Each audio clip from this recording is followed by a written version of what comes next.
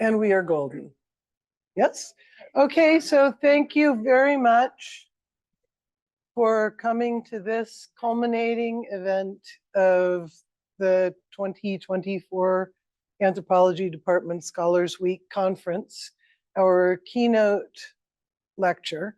The keynote speaker for this conference is always a student who got their bachelor's degree at Western, as this week for the university and for the department is a celebration focused on undergraduate research.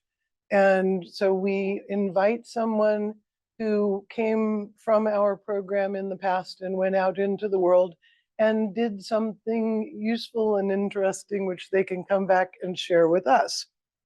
Emma Dubois, who is our speaker today, is someone who has remained connected to the department in important ways and continued after graduating to contribute, among other things, to the ongoing work of NAGPRA compliance that was begun by the late Sarah Campbell, and Emma worked closely with Sarah on that work and has contributed enormously to our ability to recover from the challenges that we face given the history of the department that was discussed in an earlier talk.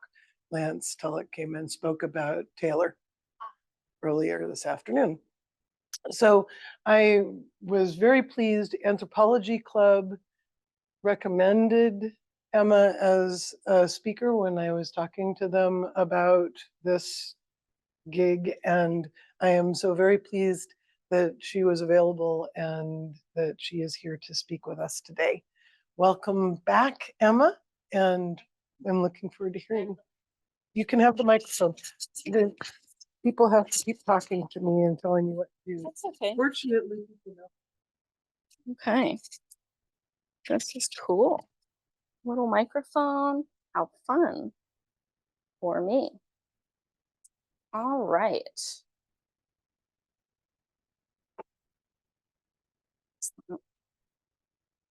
Like that. I guess that's just like that. Okay. Sorry. Okay. Hi, everybody. On the owl, that's what the thing that I'm talking to you through is called, which is a fun new technology thing for me.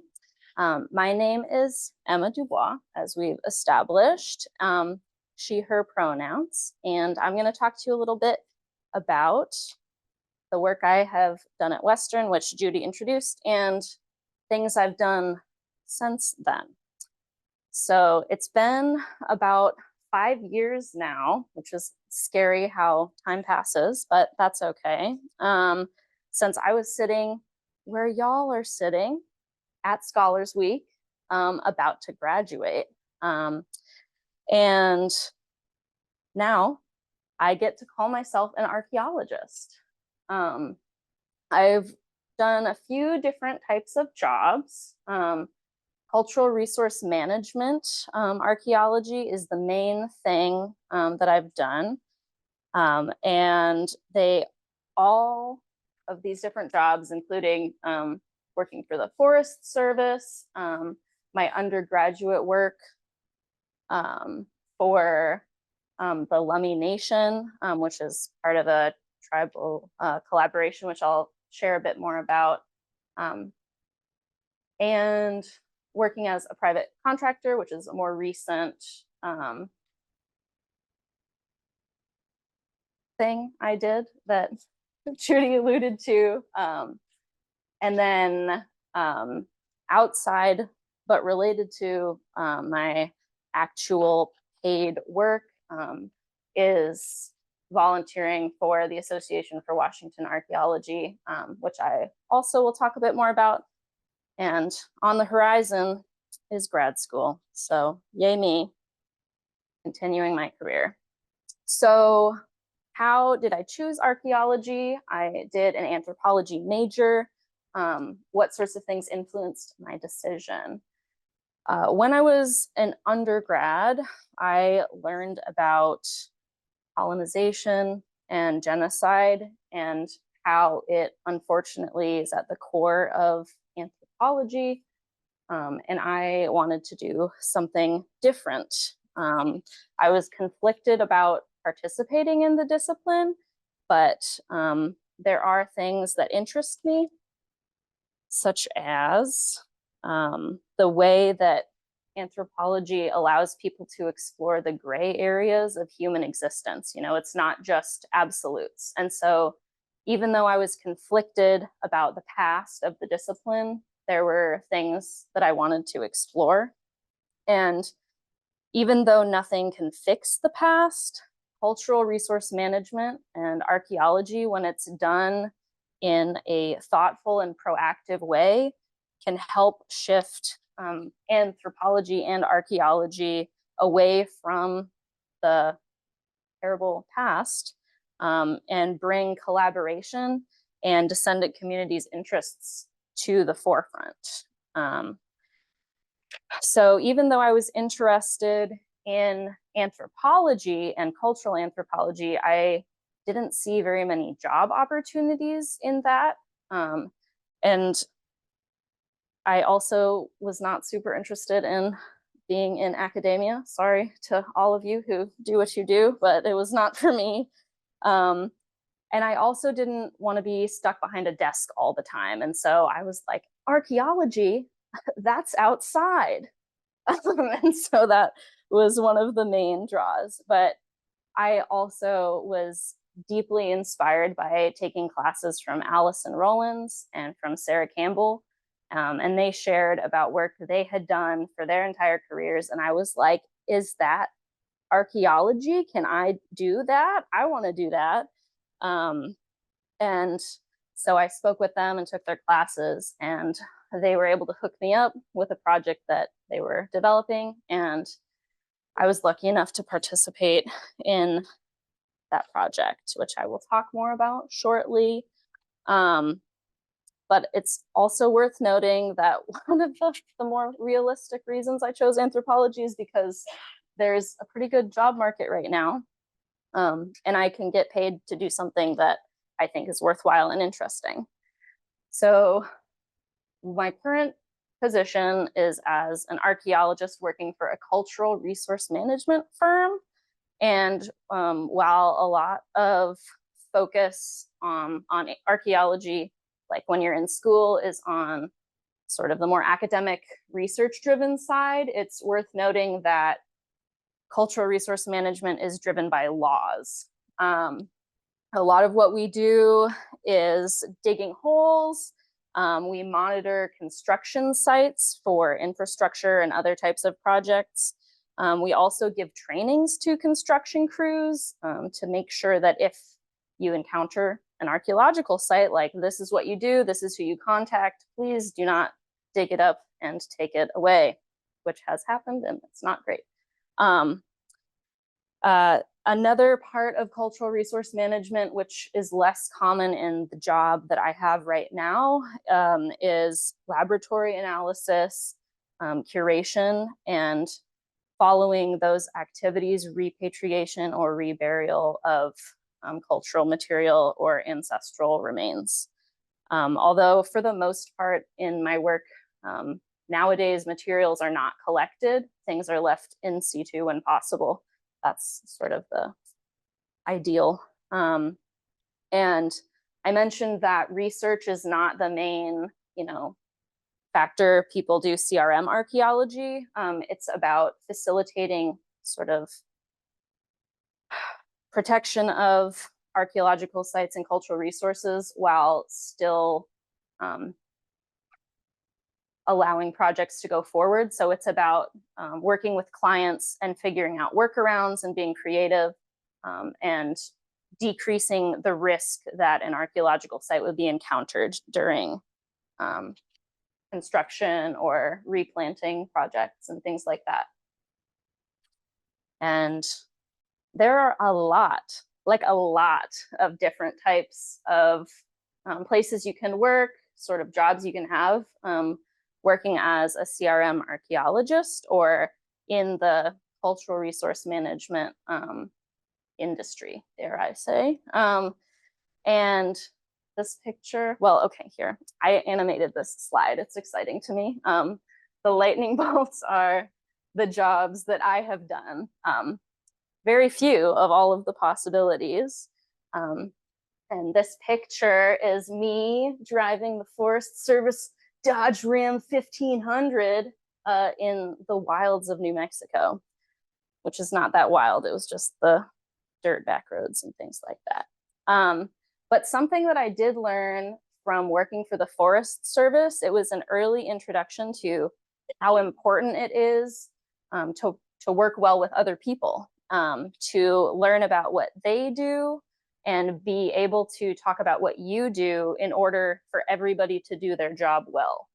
In New Mexico, something we talked about was how forest fires impact sites. You get to talk to firefighters, wildland firefighters, and we got a lesson in like how hot and how fast forest fires can pass over sites and what kind of damage it might do. And other like types of CRM jobs that I have now, we work with engineers or geologists who are doing geotechnical monitoring for like installing deep foundations or things like that. They want to know how stable the sediments are, and so we get to talk about, oh yeah, what is the dirt here, which is important for archaeological reasons because you can learn about the landscape and its history, but you also get to learn like how solid the silt needs to be to put in like a bridge foundation and things like that. So one of the things I enjoy most is learning about other people's jobs and how they're applicable or overlap with my field. It also gives me the chance to share about my specialty. And when you're able to inform people about what your priorities are and learn what their priorities are, it helps with the sort of risk prevention aspect of cultural resource management, because everybody's able to do their job and understand what the priorities are. And this picture is my coworker Fiona, and she's monitoring a construction site, as you might be able to tell. So now that you know sort of what cultural resource management involves, I'm going to share some of the most impactful experiences and some cool finds with a little show and tell time. And hopefully it's interesting to you. It's interesting to me. So we'll start with the work Judy mentioned and my early start at Western. So the project this is the most impactful for me. It really informed my ethics and the sort of things I think about as I've done archaeology. So Sarah and Allie worked pretty closely with the Lummi Nation and their cultural resources department. And the Lummi Nation got a grant. So they've done many projects in the past, but this one was in my last couple of years of school. And it was a lab-based project to go through the archaeological collections here at Western and make sure that no ancestral remains were unknowingly held here. So you have, bags that say, oh, these are faunal remains, and Allie goes through and checks them and makes sure, yes, they really are faunal remains. And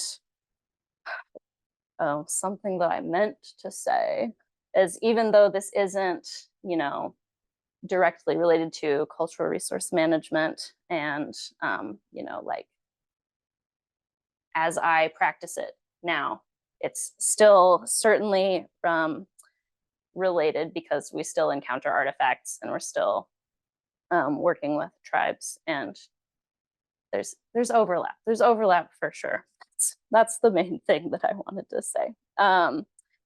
But the really wonderful thing about this project, the way that the folks at Lummi and the faculty at Western came together to design it was that the intent was to educate students and include them and give them the chance to have hands-on experience in the lab and learn about curation and repatriation.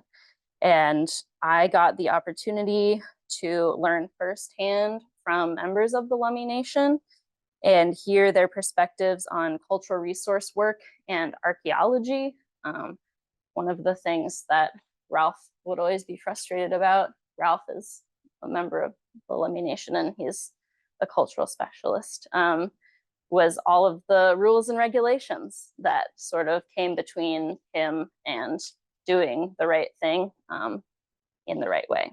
So that was a really big lesson for me early on. And I try to keep that in mind as I navigate all of these rules and regulations now as a very big part of my job. So, oh, I forgot about the microphone. Sorry, everybody listening on the internet. At the same time that I was working on this collaborative project, that's me taking notes. I also was working in the archaeology lab as a staff member for Western. And that work was related to, but separate from the collaborative project. And the focus of that work for Western was working with Sarah and supporting her work to bring Western into NAGPRA compliance. So I helped draft compliance documents. I helped sort of organize consultation meetings and helped with updating the NAGPRA inventory until I moved away from my first Forest Service job. But then, fast forward a couple years, Sarah was having health problems and was forced to retire.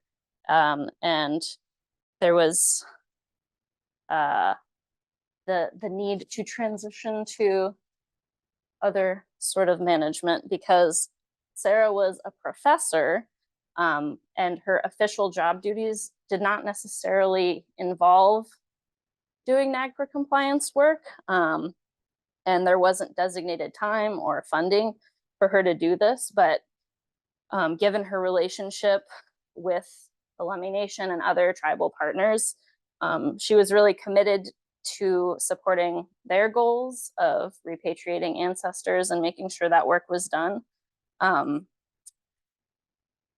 in the way that the tribes deemed it was appropriate. But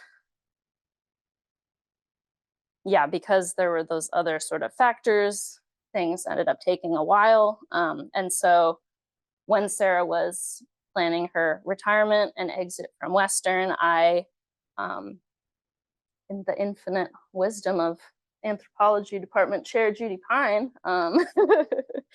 I ended up being an independent contractor to sort of consolidate and summarize information related to previous NAGPRA compliance work up until that point to make sure that there can be a smooth transition as a future collections manager whose like designated job it is to specifically work on NAGPRA compliance and manage the collections.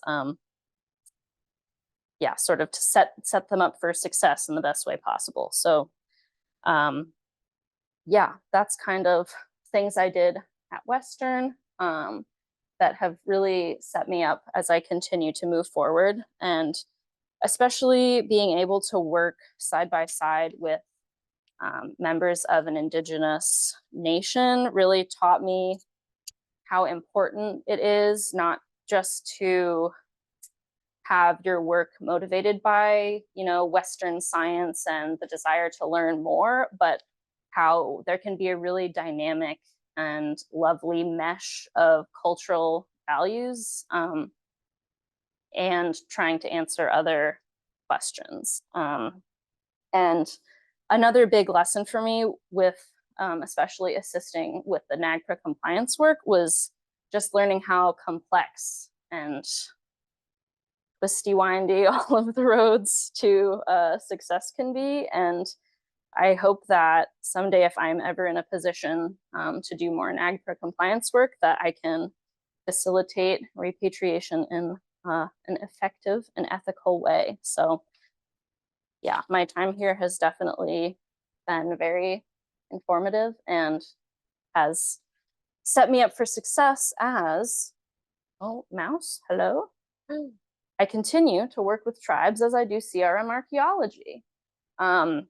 So even though I no longer work directly for a tribe, as I did when I was a lab tech during my undergrad, we still have plenty of occasions to work with cultural resources staff from different tribal nations.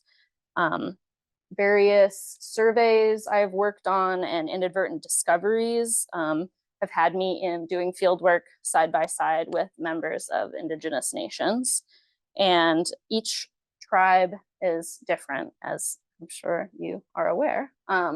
Some people or some nations have resources to have like a full field crew staff.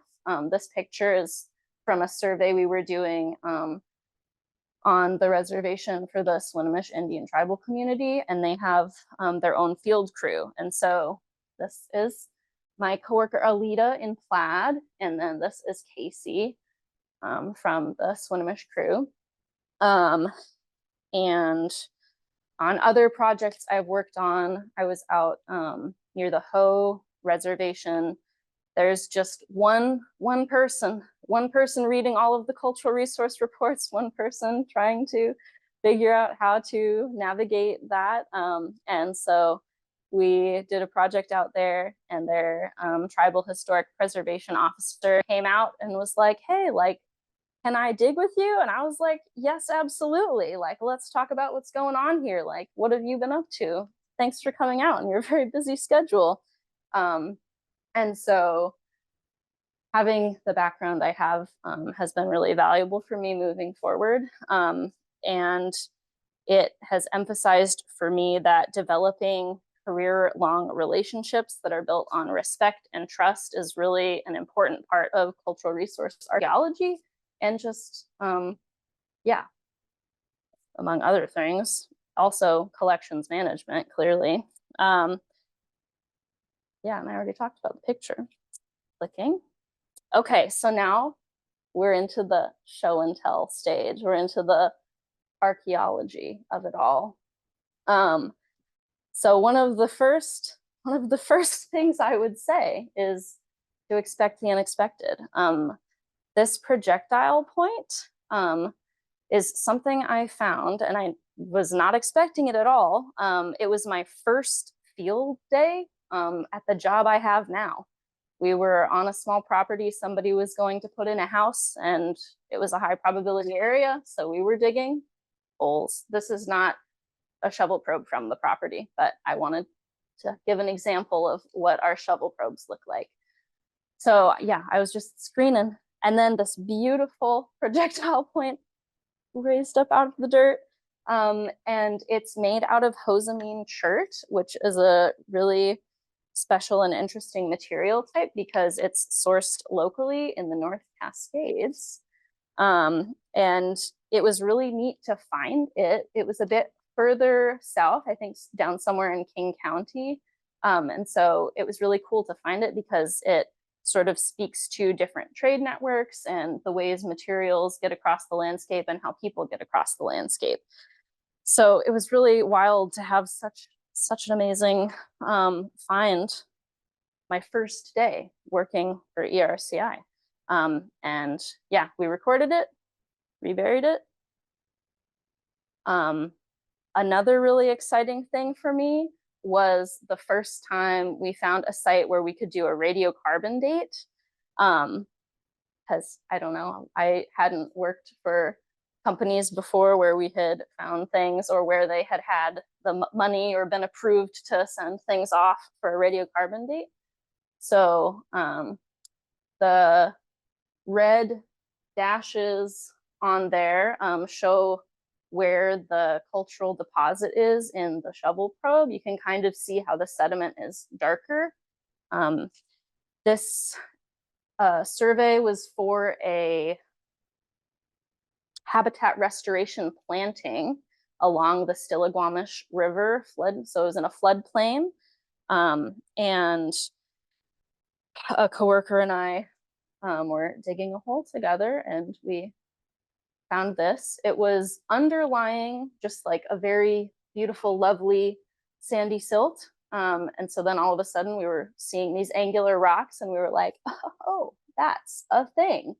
And it was sitting on top of a coarser gravelly sand.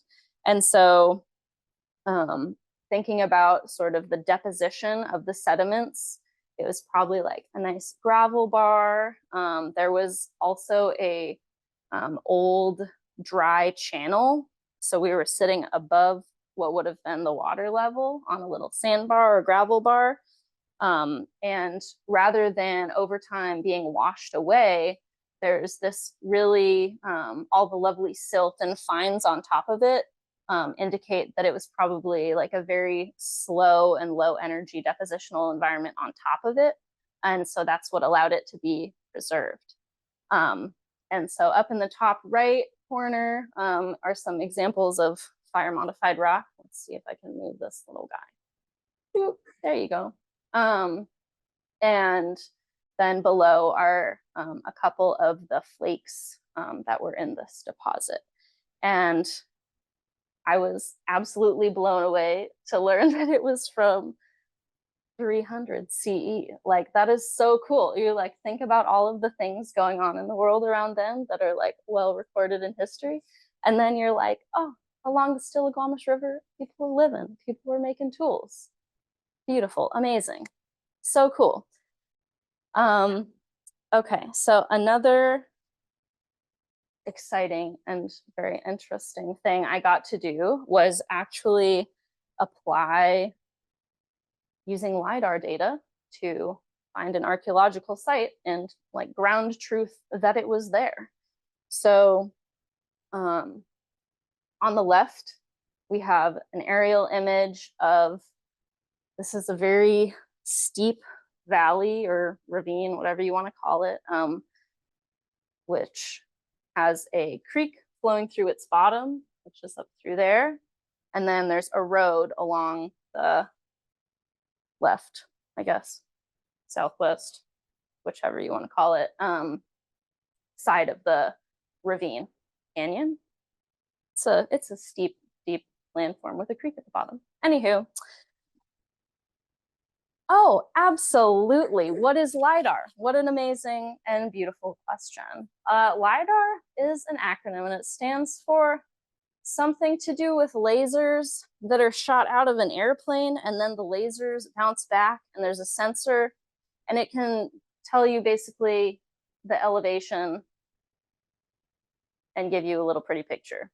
I'm sorry, I don't know the exact terminology, but it's a tool used by people who study landscapes to create digital elevation models, which is what this is, based on the data points of like distance from the ground to the airplane. Sorry, I hope that makes sense. That's a very simplified version of it.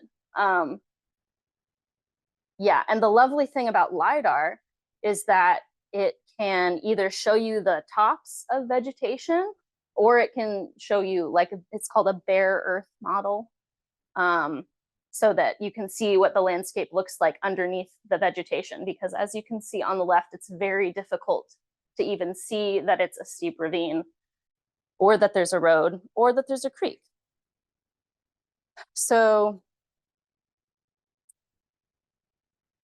what I'm trying to show here, and it's very hard to see and I apologize, is that sort of along this right bank of the creek, there's a really tiny little flat spot. And we were like, huh, I wonder if that's a trail. And sort of the bigger context of this survey project is that there was a dam that was built on this creek in the early 1900s. It's sort of around there. And it is going to be decommissioned. So the client asked for us to do survey in the area, and they also knew that there had been a trail between this dam and a town that is down the creek. And so the client was hoping that we could relocate this historic trail. One segment, which is closer to the town, had been known, but the upper and middle stretch has been out of use for a really long time. And so they were hoping that we could find it.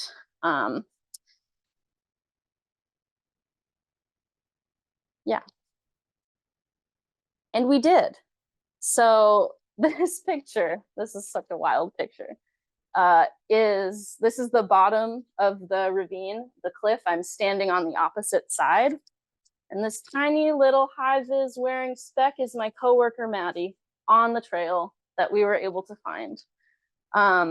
It was a pretty challenging area to survey because it was really steep.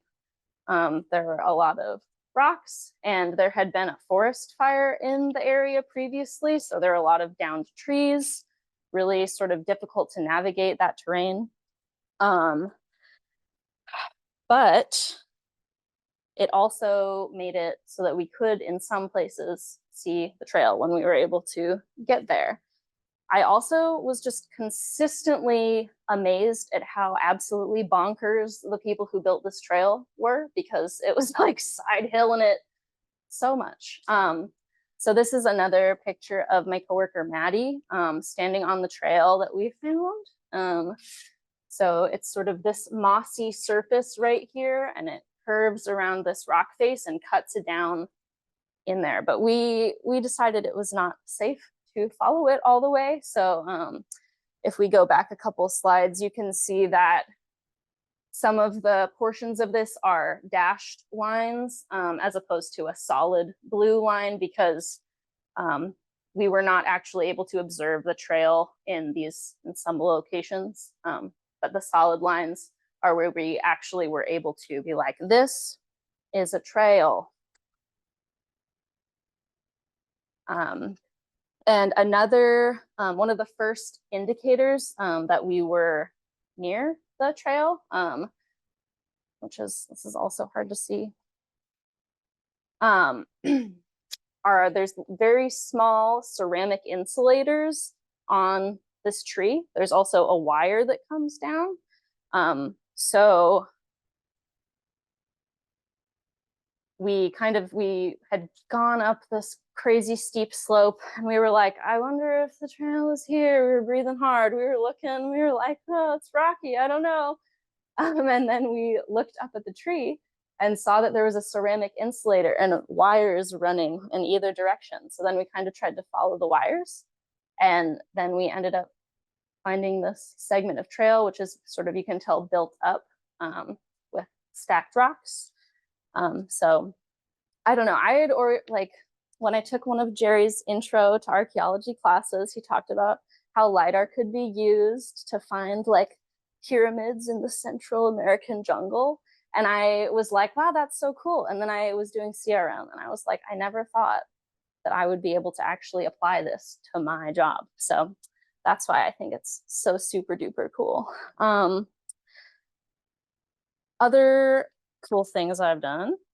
When I worked for the Forest Service, one of the things that they do is, I'm sure you've heard of Section 106, which is sort of the broad cultural resource protection laws, but for federal land managing agencies, there's also Section 110, which has to do with keeping an inventory of their cultural resources, archaeological sites, and seeing what condition they're in. Like there's a quota they have to do for like how many sites they revisit in like 5 years or something. So part of my job was getting to revisit those sites. So this is in the Gifford-Pinchot National Forest, which is east of I-5 and west of like the summit of the Cascades, and north of the Columbia River, which you can see in the distance.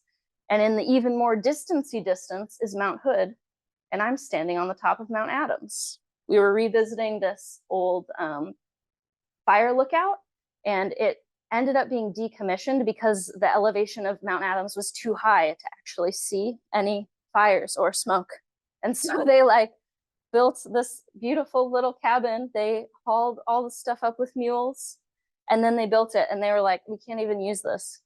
So they left it there. And so part of my job was getting to revisit it. And people like climb on the roof and stuff, so it's kind of a safety hazard, which is also why it's part of, you know, managing the cultural resources of the forest. Another site we revisited were these talus pits on the left. And this is on, you know, a scree slope, a talus slope, and people would create these depressions out of rocks. And there's a few different uses for them, or described uses, including storage. There have been burials in them, and they also could be used as like hunting blinds, or places people would go to have a vision quest or do spiritual work. And we had a report that someone vandalized one of the talus pits. They like put some trash in it and then burned their trash. So we went up to clean up the refuse and make sure that the rest of the site was in okay condition. And on the right, working at the Gifford-Pinchot National Forest was one of my first introductions to culturally modified cedar trees, especially bark peels. That's me behind a tree, looking at a different tree. So those are all my work show and tells. But I also have done some work for the the Association for Washington Archaeology. So does Jerry, yay, we're on a committee together.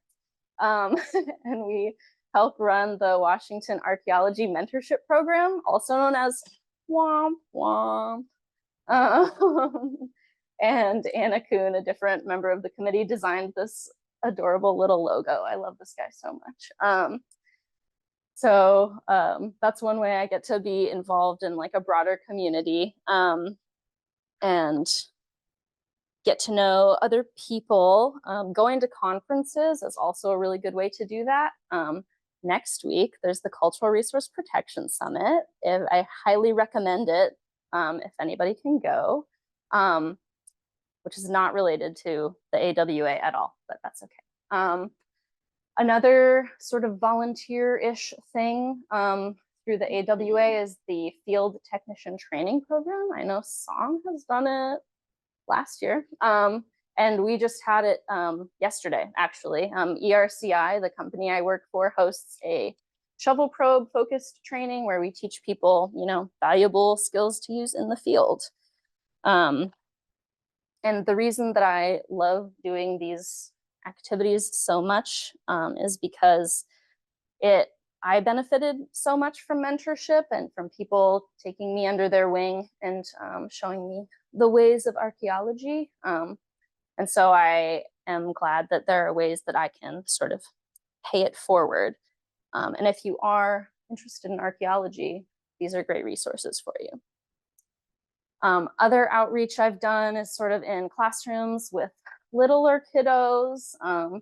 This is my coworker, Fiona, again. Her mom is a second grade teacher, and they organized an archaeology day. We had different activities for them to do, like we had them fake dig little holes and fake find things. And then they got to tell a story about the little things they found. And we tried to teach them how to use a compass. That did not go very well at all. They were out there, they were wandering. They were having a great time, not learning how to use a compass at all. But sort of, we're beginning the wrap up now. I would just say that, you know, following your interests and sort of figuring out what's meaningful to you. Like I got so much out of doing the collaborative project with the folks at Lummi and with Sarah and Allie. And that sort of started me on this path of like, what is cultural resource management? Like, how can I do more of this? And so even though it can be really difficult to dig holes all the time, it's also so rewarding. And you always get to learn something new and go to a new place. So in case anyone's interested, we need more archaeologists. If you thought any of this was cool, you might consider it. To get an entry-level position, you just need a bachelor's degree or most of one, some anthropology classes maybe.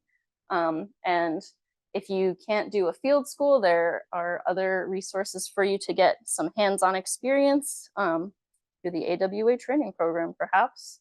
And you just really need to have a willingness to learn on the job and be okay with being outside, maybe getting dirty, maybe getting rained on. Who can say? And there are definitely jobs available right now, as there are some new infrastructure, like federal infrastructure bills that are coming out for highways. That's going to be a lot of shovel probes and survey, and also some new renewable energy stuff is very complicated and interesting.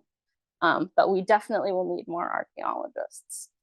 And this is a candid picture of me and my coworkers at work looking at dirt. But like for real though, like for real. So cute. I love this picture. Anyway, I'm done now. So if anyone has questions, archaeology.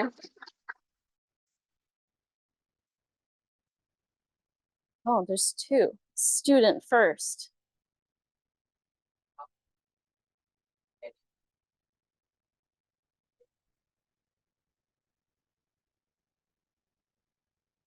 Quite well,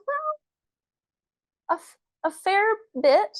I think kind of it was about being in the right place at the right time and asking people questions when I was interested.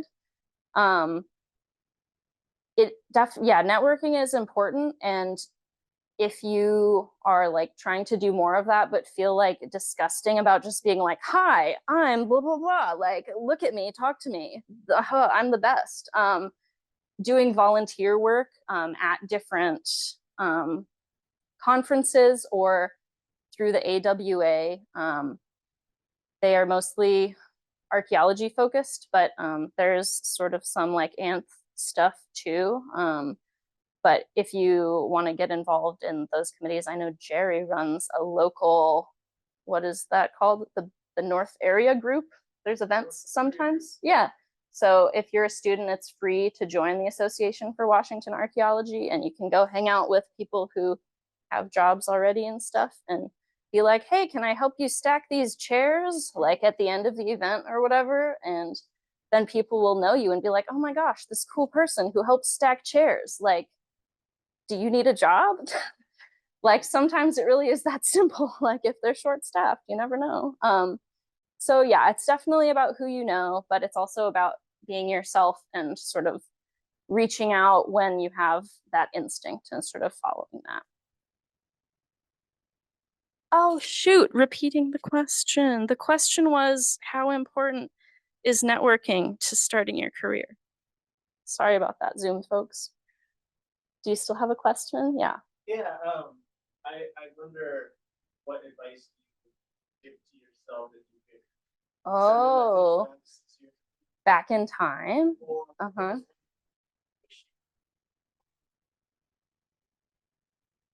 Okay, so Jerry asked, what is one thing I wish I would have known when I was an undergrad getting started in archaeology, more or less, basically? Oh, well, making this PowerPoint did help me reflect a lot on where I am now and like where I was. I think honestly, the advice about networking and just being confident that like you are competent and smart, like just sort of having the confidence to be like, yes, I know what I'm doing, which is so hard. I still struggle with that. But sort of trusting that you can rely on your own skills and abilities and not just the recommendations of others. Because I did feel like I was relying on networking, but it turns out I also have skills and things that I need to succeed. So I can stand on my own. So I guess that's, yeah, the advice is trust your training and trust your instincts. Yeah. Anybody else? No? Okay. Well, oh, Judy, yeah. Oh, of course. So we're thinking about moving back Back in and time, forward. forward in time. So you've talked about your experience up to this, and Mhm. I know that you're starting the grad program in the fall. Mhm. Where do you envision yourself? Oh, I know she's gonna do it. I'll just do 5, okay? 5 years? Okay. 5 years. Where do you think that you might be in 5 years? Yeah, perfect. So we can Everybody plan gets to past 5 see. years. Yeah. Oh, is it being recorded so I can watch it? Oh, thank goodness. Okay, good. So Judy asks, where do I see myself in 5 years? This is fun. I did have a 5-year plan when I graduated because I thought that taking the GRE was like going to be a lot more important than it actually ended up being. So anyway, that's a thing to know. And so I said, you have to apply and go to grad school within 5 years because otherwise your test scores are going to go bad. So I feel pretty good being on track with my 5-year plans is what I'm prefacing this as. I think the grad program that I plan to attend in the fall is at Portland State University with Shelby Anderson, who also is a Western alumni and also worked with Alumni Nation back in the day, which is why I was like, I think you could be a good fit, or us together could work well together. Anyway, so it's going to be, I think, a 3-year program if I can do it. That's sort of what people in the past have done. I kind of want to see if I can make it shorter, but I also don't want to hurt my brain and body too hard. So if it's 3, that's okay. But in 5 years, I think I would like to have a job that offers debt forgiveness as a hiring benefit. So maybe with the state or other private firms who can do that. But I hope to still be working in cultural resource management, but maybe at a higher level position with a little bit more responsibility. But that is a very long-winded way to answer your question. I'm sorry, but still in cultural resource management, and hopefully with the seniority and responsibility to facilitate the sort of tribal consultation thing, because some clients are not always keen on that and they need to get a little push. So I'm happy and willing to do that. And I would like to be in a position to do that in 5 years. So, oh, yes. Yeah. Oh, okay. I was rambling, but yes, question. Yes. Oh, yeah. Oh. So, as an extension of your,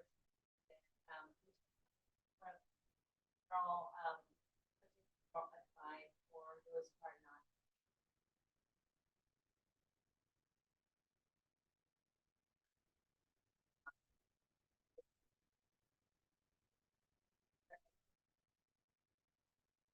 Well, so the question is, do I have advice for people who are more interested in cultural anthropology, especially relating to the job market?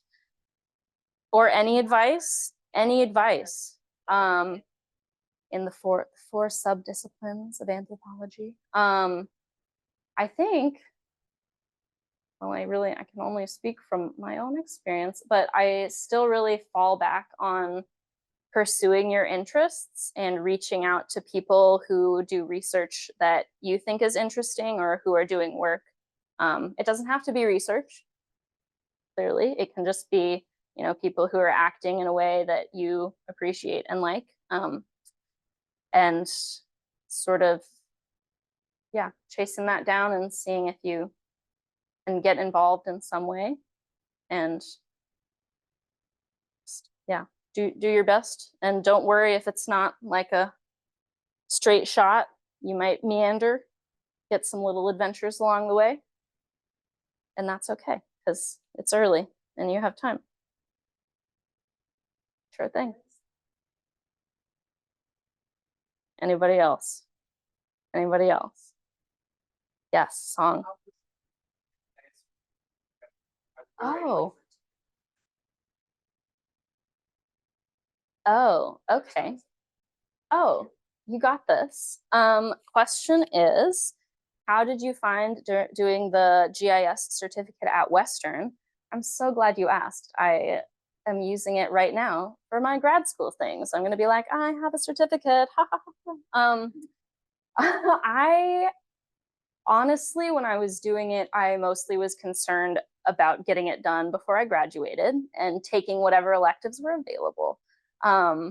I did take the remote sensing class, which I thought was really interesting. They didn't talk about LiDAR as much as I thought they would. The lasers again, sorry. But pretty much any elective I thought was interesting because it has that interdisciplinary aspect, and I'm just always curious about like what the environmental scientists are doing.